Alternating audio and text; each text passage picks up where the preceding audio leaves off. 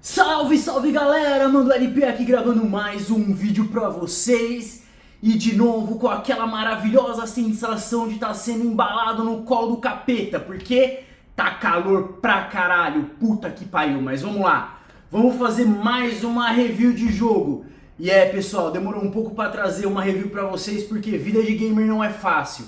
350 pau o jogo lançamento, porque esse que eu tô trazendo já tem um tempinho aí, mas é caro pra cacete, é foda achar uma promoção pra poder comprar e jogar. Mas como vocês devem estar acompanhando aqui, eu vim trazer o review de Homem-Aranha 2, ou melhor, né, Marvel's Spider-Man 2. Pois bem, já vamos começar chutando a porta. Logo na primeira luta do jogo fica claro que o Homem-Aranha do Peter Parker aqui, ele é mais fraco. Ele apanha muito, ele se ferra demais, mais do que seria esperado.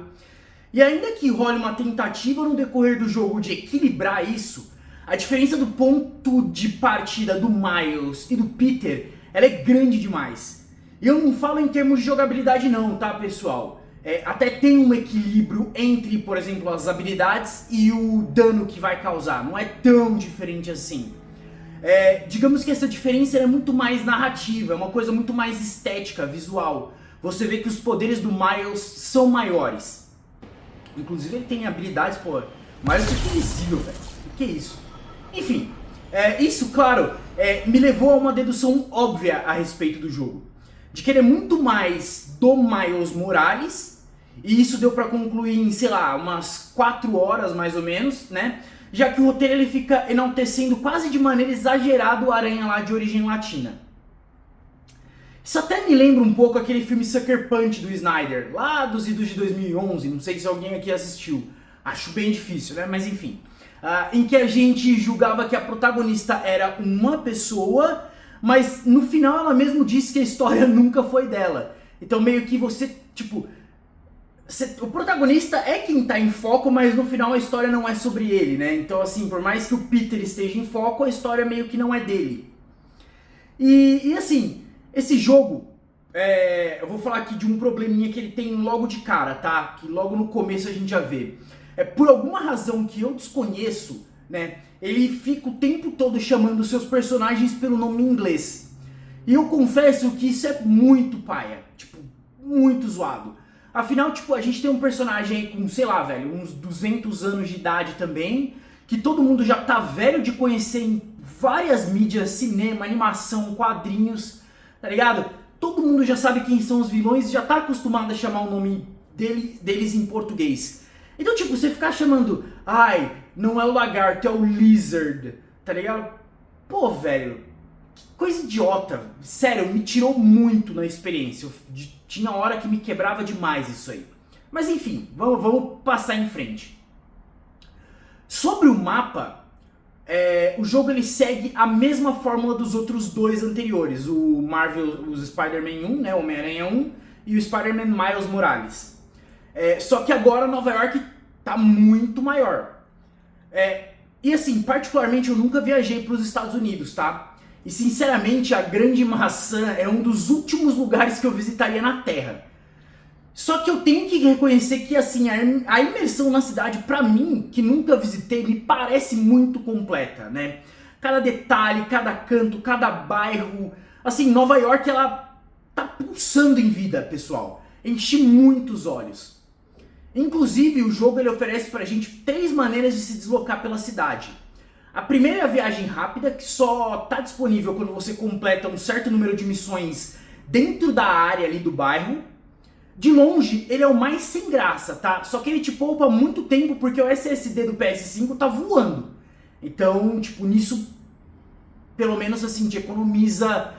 eu preciso me deslocar de uma ponta a outra do mapa. É bem mais rápido sem na viagem rápida, né? É bem melhor, guys.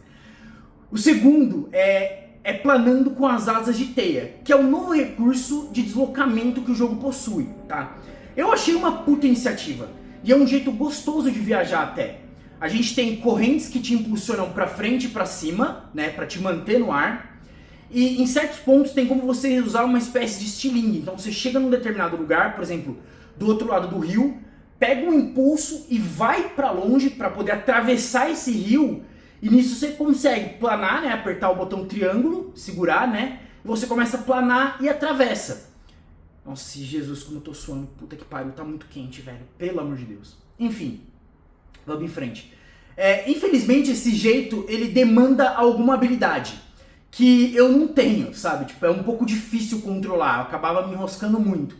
Mas eu fiquei embasbacado em ver como esse elemento, ele integra a gameplay de maneira muito orgânica.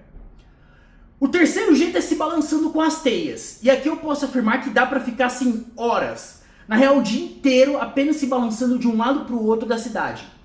O movimento é muito fluido, muito suave e tem um adicional tátil do DualSense, que às vezes deixa um pouco duro, vibra e tal, que fica muito, a experiência fica magnífica. Além do barulho também que sai do controle, que é bem bacana. Vale destacar aqui pra vocês que tanto o motor gráfico quanto o áudio estão em um nível altíssimo, tá? E falando em áudio, é interessante ver como há variações entre as músicas clássicas do Peter e uma batida mais pesada, uma pegada meio black assim, sabe? Que dá toda uma identidade pro Miles, né? E durante a progressão, eu fiquei impressionado também com a narrativa desse jogo. É incrível, aliás, como a Sony consegue acertar tanto nos games e errar tanto nos filmes. É bizonho. Os momentos de alívio cômico do roteiro, eles são muito bons. O Peter faz piadas o tempo todo no meio das lutas. Inclusive, há um momento em que ele reconhece esse traço, né? E pra quem conhece, mesmo que seja só dos desenhos, vai se divertir pra caramba.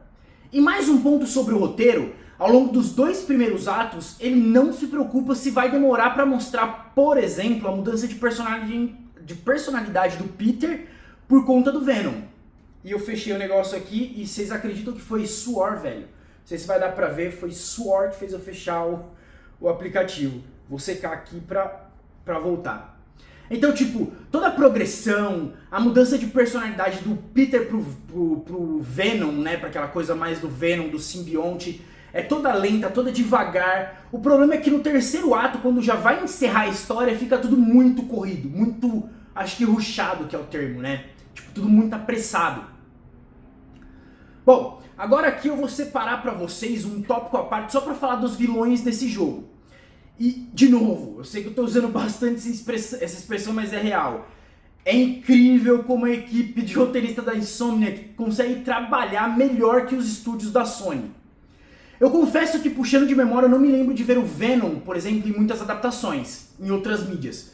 Mas eu posso falar pra vocês que, pelo que eu lembro, a adaptação dele nos games é disparada melhor, tá? A história, a motivação pra ser inserido na trama, ainda que seja diferente das HQs, pra mim fez total sentido e casou muito bem com o que eles queriam contar, sabe? Até porque se eles seguissem a história clássica do traje preto do Homem-Aranha, que surgiu lá nas Guerras Secretas dos anos 80, mais ou menos, acho que 84, 85, ficaria muito podre. O segundo vilão digno de nota aqui é o Kraven, tá? E, mano, vai tomar no cu. Que vilão foda, sério. Ele é muito bem feito, bem construído, ele é imponente, tá? Ele já começa impondo respeito. Em todo momento que ele aparece, ele se mantém dessa forma. Cara, é do caralho, simplesmente. Até o dublador dele tá insano. E eu vou abrir aqui um parêntese bem rápido, só pra enaltecer mais uma vez a dublagem brasileira, que como sempre é acima da curva, e sempre manda bem. Nos games não tem o que falar, sabe? Enfim, voltando aqui, tudo no Kraven tá foda, e a conclusão dele foi épica demais. Assim, digna do vilão que ele foi durante toda a trama, toda a gameplay, e até o algoz dele também, né, quando dá o fim, quando encerra o arco do Kraven, também é de maneira impecável. Também respeitando muito o que é o personagem.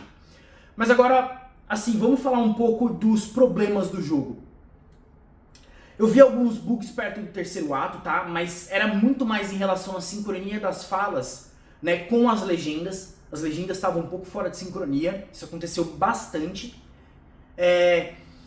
Em um momento, eu apenas vi uma única queda de frame rate, que foi também no final, tá? Em uma cutscene, e parecia que deu uma ligeira engasgada. Não sei se bem esse é o termo, né? Queda de frame rate, mas o jogo deu uma engasgadinha, assim. Mas, sinceramente, pra mim o maior problema do jogo se chama Mary Jane, tá? Vejam, já no primeiro jogo eles colocaram uma parte em que a gente tem que jogar com ela. Só que agora aumentaram a participação dela, tá? E se fosse só as constantes enaltecidas que o Peter e o Miles dão a MJ, que já demonstram que o estúdio quer que ela seja uma figura principal, eu nem ligaria muito. Só que o que cagou pra mim é uma coisinha chamada coerência narrativa. Eu vou só fazer aqui uma alegoria pra ficar mais fácil de entender meu ponto. Imaginem vocês que o Harry Potter, por exemplo, que usa varinha e feitiços ao longo de 7 livros, decida que no meio daquele duelo com Voldemort, lá no final, ao invés de lançar o Expelliarmus, né, que é a marca registrada dele, ele decide puxar uma 12 e dar uma sabugada bem na cara lá daquele que não deve ser nomeado.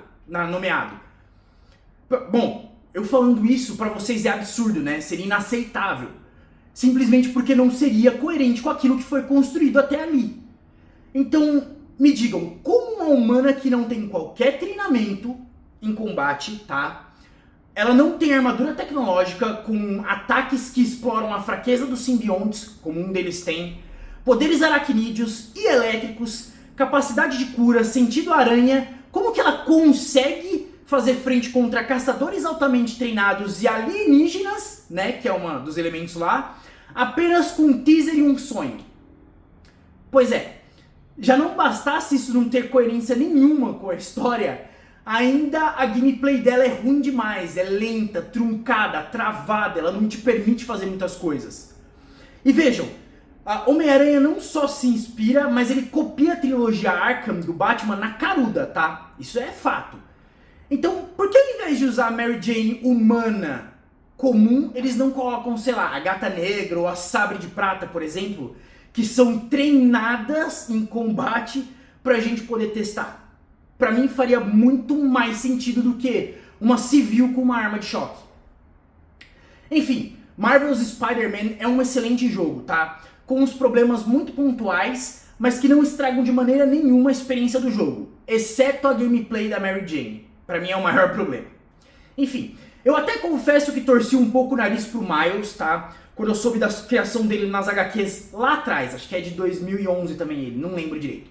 Mas desde Aranha Verso e agora com os jogos, eu tenho amado o personagem. A construção dele tem sido muito boa, muito sólida, e é lindo ver uma história que coloca um herói em um pedestal, como acontece também lá perto do terceiro ato. Eu gostei do trabalho que fizeram com os dois personagens e eu quero muito ver qual que vai ser o terceiro jogo, tá? Porque tem sim um terceiro jogo confirmado. Então sim, pessoal, esse jogo, apesar de ser caro, eu sei que não tá disponível aí pra todo mundo, ele tá muito mais do que recomendado e vale sim a pena a jogatina, tá? É muito boa mesmo. E bom, eu vou encerrar aqui porque eu não aguento mais de calor, eu tô suando pra cacete e vejo vocês no próximo vídeo e espero que num clima muito mais ameno. Falou, pessoal, e até a próxima.